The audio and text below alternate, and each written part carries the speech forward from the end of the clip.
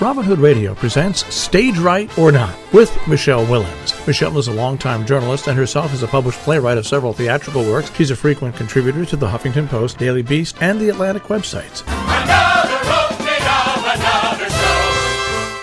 Well, as many shows await the Tony Awards, some hanging on by a thread, and none has been as up and down and still around as Girl from the North Country. Now, that one is written and directed by Connor McPherson, featuring 20 songs of Bob Dylan. And this one is set in Duluth, Minnesota in 1934, when a group of wanderers' lives intersected a house full of music. I liked it at the Public Theater where it began. I liked it on Broadway, though I never thought it would appeal to tourists looking for a rousing Tina Turner or Hugh Jackman type of experience. Anyway, it did open and pause and return. Then I think it paused again. Then it came back up with a final deadline until it received some substantial Tony nominations. So the latest is, well, maybe a few more weeks added to that final deadline. That could change again. The other musicals hoping for good news to hang on are Paradise Square and For Colored Girls Who Consider Suicide When the Rainbow Is Enough. If they make it through June, I will be very surprised. Now, speaking of those Tonys, the show will honor Angela Lansbury for her lifetime achievement. Now, frankly, I can't believe this is only happening now, but it's certainly well-deserved. Lansbury is 96 and has already won 3 actual Tony Awards. I caught one Broadway show this past week, that Scottish play, otherwise known as Macbeth. This production, directed by Sam Gold, has received mostly tepid reviews, and, well, it's not for the Mark Rylance Shakespeare Theatre Company purists. There is cooking on set here, too, by the way, as we are seated. A small group is, making some stew on stage. There's no curtain to speak of, or set, really. Witches are women and men of multiple colors. By the way, is Banquo always a woman? No. Oh, well, when actors are not in the scenes, they sit on the sidelines and watch. You almost feel like we're in a rehearsal amid all the backstage equipment. The only color here is red, and yes, there will be blood. Costumes, forget about it. The draw here is Daniel Craig as Macbeth, and I have to say, I think he is great. Now, he did not get a Tony nomination, but that's likely because of all those Lehman brothers who took 3 out of 5 of them. His Lady Macbeth, Ruth Negga, did receive one for Best Actress, and she is first-rate, too. Her line, "You have displaced the mirth," brings down the house. The whole cast is excellent, including the opening act sort of narrator who reminds us that Shakespeare wrote this piece and 2 other classics during a 1606 pandemic. "I don't want to get judgy," he says, "but what did you do in your year?" Again, this one is not for everyone. I was pleased to see whole groups of students upstairs, likely an easy way to expose them to Shakespeare, as in Bond meets the Bard. My more memorable experience, I have to confess, was off-Broadway at 59 East 59 Theaters, which is continuing what it calls the VOLT, V-O-L-T project. 3 plays by one playwright. Karen Hartman is her name. She's had a successful career, though she has not had work done in New York. It reminds you, you can be a successful playwright other places. Well, until now. I watched the one in its largest venue called The Lucky Star, and I was very impressed. The subject may not seem novel, a Jewish family trying to survive in Poland during the war, but this one is based on actual letters. Most of the script, in fact, is done in correspondence.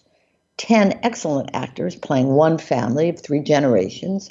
In some ways, it's similar to Prayer for the French Republic, Joshua Harmon's highly successful play I reviewed here several months back. The Lucky Star also starts in the now, as in 2010, but primarily deals with those pivotal years of 1939 to 1945.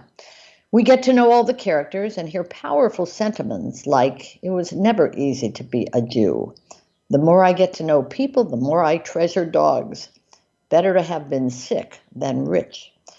And one that hit a contemporary chord, being "Every day feels like a year." Yep.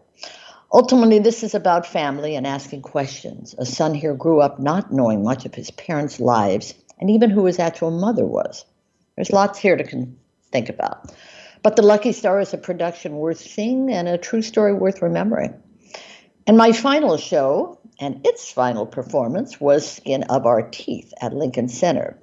As you may recall, every time I was set to see this, the publicist would let me know, whoops, illness has hit the cast, shows are canceled.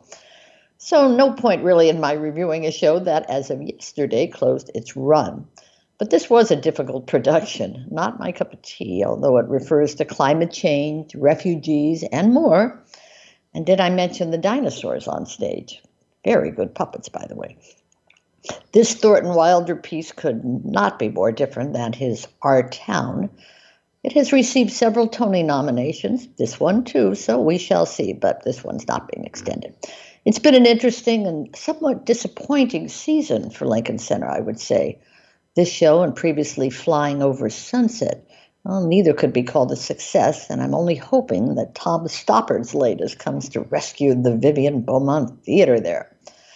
Anyway, you need some good news? Well, there is still streaming being offered, including one by former Tony-winning playwright Matthew Lopez.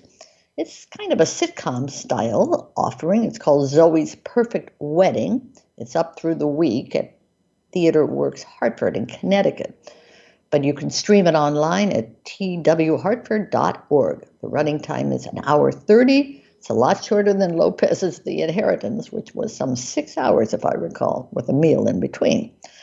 More exciting is the fact that the rapturously reviewed Encore's revival of Into the Woods is going to play on Broadway for a limited period this summer. A star-studded cast, including Brian Darcy James, Danae Benton, Sarah Bareilles, Philippa Sue, and Joshua Henry, should do Sondheim proud in this production. So grab your tickets fast.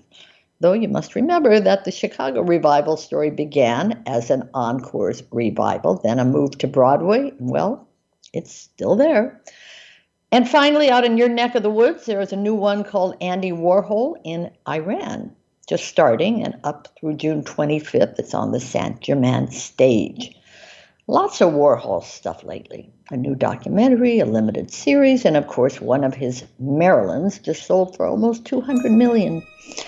I assume these tickets will be slightly less expensive.